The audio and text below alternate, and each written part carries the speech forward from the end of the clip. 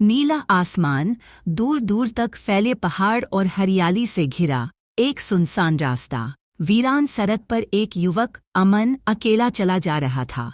उसके कानों में हल्की हवा की सरसराहट और पक्षियों की चहचहाहट सुनाई दे रही थी। अमन के चेहरे पर थकावट के निशान थे, लेकिन उसकी आंखों में जिज्ञासा थी। वो किसी अज्ञात गंतव्य की ओर बढ़ रहा था, जैसे किसी छुपे हुए रहस्य की खोज में हो।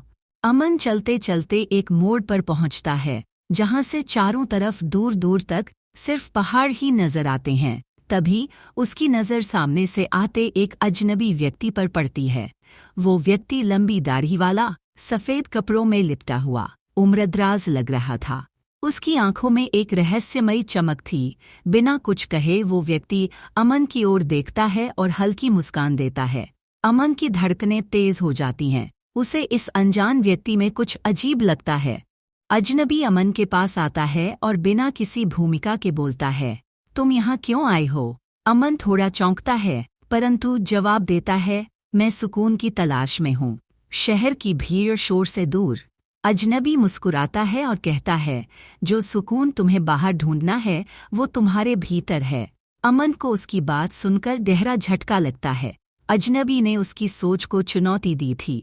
कुछ क्षणों के लिए वहाँ एक अजीब सी खामोशी छा जाती है।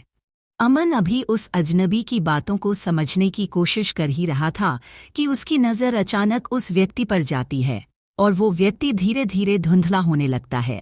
अमन घबराकर इधर उधर देखता है, पर वो व्यक्ति मानो हवा में घुलकर गायब हो गया।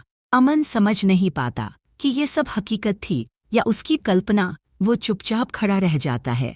उसकी धड़कनें तेज हो जाती है, पहाड़ों की खामोशी और गहरी हो जाती है। अमन धीरे धीरे उस घटना से उबरने की कोशिश करता है। उसकी आंखों में अब एक अलग सी चमक थी, मानो वो कुछ नया समझ गया हो। उसने अजनबी की बातों को मन में दोहराया, सुकून तुम्हारे भीतर है। वो फिर से चलने लगता है, लेकिन इस बार उसकी चाल में आत्मविश्वास था। पहाड़ों का शांत वातावरण अब उसे और गहरा लगने लगा। वो एक नई दिशा की ओर बढ़ रहा था, अपनी आत्मा की खोज में।